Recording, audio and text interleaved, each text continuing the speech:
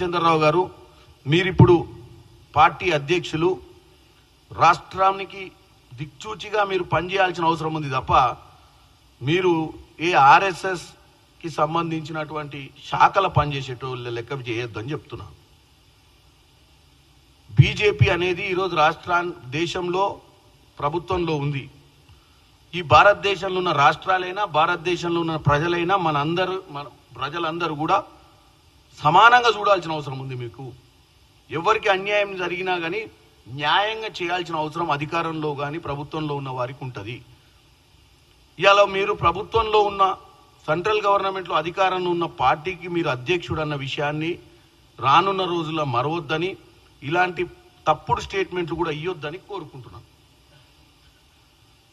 ఇకపోతే నిన్న మీ అందరు చూసిర్రు, రేవంత్ రెడ్డి గారి సభ తుంగతుర్తిలో బ్రహ్మాండమైనటువంటి విజయం జరిగింది. 50 నుంచి 60 వేల మంది ఓన్లీ తుంగతుర్తి ప్రజలు ప్రతి గ్రామం నుంచి నిన్న రేషన్ కార్డుల పంపిణీ కార్యక్రమం ప్రారంభోత్సవానికి వచ్చారు. ఇది తట్టుకోలేక నిన్న రేవంత్ రెడ్డి గారు మాట్లాడిన తర్వాత మాజీ మంత్రివర్యులు తుంగతుర్తి నియోజకవర్గానికే సంబంధించినటువంటి సూర్యాపేట ఎమ్మెల్యే జగదీశ్వర్ రెడ్డి గారు ఈరోజు పొద్దున మాట్లాడుతూ రేవంత్ రెడ్డి గారి సభలో రేవంత్ రెడ్డి గారిని చూసి సప్పట్లు కొట్టలేదని చెప్పితే నేనేం చెప్పాలి? ఆయన అడిగింది ఏంది? నీ ఊళ్ళే నువ్వు మండలాన్ని శాంక్షన్ చేయించినావు. నాగారం మండలం శాంక్షన్ చేసినోడు మండలాఫీస్ అన్న కట్టుకోవాలి, మండలాధికారిని తెచ్చుకోవాలి, మండలానికి పరిపాలన అందియాలి కదా. ఆ మాత్రం ఇంగిత జ్ఞానం లేకుండా మంత్రి పదవి చేసి ఎక్కడ బొర్రినావని అడిగిండు. నువ్వు రోజు సాయంత్రం ఏ బాస్ అయితే ముఖ్యమంత్రిగా 10 ఏళ్ళు ఉంటే గ్లాసుల నీళ్లు కూడా కలిపేటప్పుడన్నా ఎప్పుడన్నా నువ్వు తుంగతుర్తి నుంచే వచ్చినా అని చెప్పినవా? ఎప్పుడన్నా నీ బాస్ని 10 ఏళ్లలో తుంగతుర్తి నియోజకవర్గం తీసుకొని సభ పెట్టించినవా? ఎప్పుడన్నా నీ బాసును తీసుకుపోయి మాటలకే ఈరోజు ఇరిగేషన్ నీళ్లు రాకుండా రావద్దంటే నిన్న రేవంత్ రెడ్డి గారు, ఉత్తమ్ కుమార్ రెడ్డి గారు వచ్చిన సంవత్సరాల పాలనలా మీరు 10 సంవత్సరాలుండి ఒక్కరోజు తుంగతుర్తిని పట్టించుకొని మీ ప్రభుత్వము సంవత్సరాల కాలంలో రేవంత్ రెడ్డి గారు ఎన్నికల ముందొచ్చిర్రు, ఎన్నికల తర్వాత నిన్ను వచ్చినప్పుడు నువ్వు దాన్ని జీర్ణించుకోలేక నీ సొంత ఊళ్ళే నీకు విలువ లేని పరిస్థితి వస్తుందని చెప్పి నువ్వు మాట్లాడే పిచ్చి మాటలు చూస్తే నవ్వు వస్తుంది. జగదీశ్వర్ రెడ్డి గారు, మీరు నిజంగా నువ్వు మంత్రివే అయ్యుండి నువ్వు ముఖ్యమంత్రికి రోజు సాయంత్రం నువ్వు కార్యక్రమాలలో పాల్గొనే వ్యక్తిగా ఉంటే నువ్వు కంపల్సరీ ముఖ్యమంత్రిని తెచ్చుకునేటోని కదా.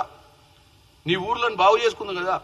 ఆడ నీ కోట చూసి వచ్చినాం నిన్న. నీ ఇల్లు గంజి లేనోడు బెంజిలో తిరుగుతుండు, ఎకరం లేనోడు ఆ కోటనే 2 ఎకరాలలో కట్టినావు. మరి ఎట్టకెళ్ళి కట్టినావు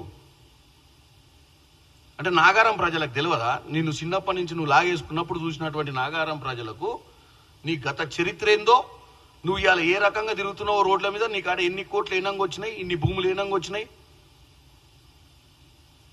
నీకు దోసుకోవాలి దాసుకోవాలన్న ఆలోచనతో 10 ఏళ్ళ అధికారంలో ఉన్నవి తప్ప నీ సొంత ఊరికి ఏదైనా చెయ్యాలన్న ఆలోచన లేదు అనే మేము చెప్తున్నాం.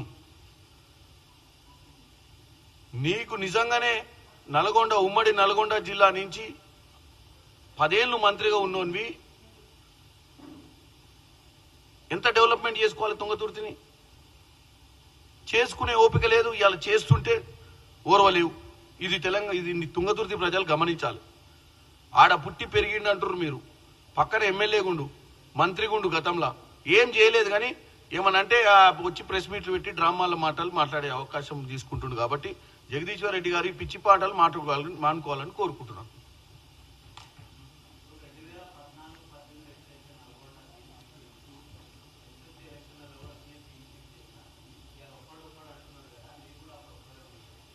ఆయన రోడ్లు స్వీప్ చేస్తాడా, మున్సిపాలిటీలు స్వీప్ చేస్తాడా? స్వీప్ చేసుకోమని. స్వీప్ అంటే ఏం స్వీప్ చేయడానికి ఉందాడా? దానం ఆర్గన్ డొనేషన్ చేసినట్టు వాళ్ళు మొన్ననే ఓట్లన్నీ కూడా బీజేపీకి వేయించారు. ఇంకెక్కడు వాళ్ళు? ఎక్కడ టీఆర్ఎస్ పార్టీ, ఏది బీఆర్ఎస్ పార్టీ? తెలంగాణ రాష్ట్రీయ సమితి అన్న తెలంగాణ అనే పదాన్ని ఎప్పుడైతే తీసి భారతీయ రాష్ట్ర సమితి చేసి భారతదేశంలోనే ఎలగబెట్టాలని బయలుదేరినాం. వాళ్ళ బాసు కేసీఆర్ భారతదేశానికి సంబంధించిన ఎన్నికలు పార్లమెంట్ ఎన్నికల గుండు సున్నా వచ్చింది అంటే బి పోయినట్టే కదా. ఇప్పుడు టీలకు వచ్చి ఏం చేస్తాడు, స్వీప్ చేస్తాడా? బి పెట్టుకుంటేనే సున్నా అయింది భారతీయ రాష్ట్ర సమితి. ఇప్పుడు తెలంగాణలో వచ్చి స్వీపేడ చేస్తాడు.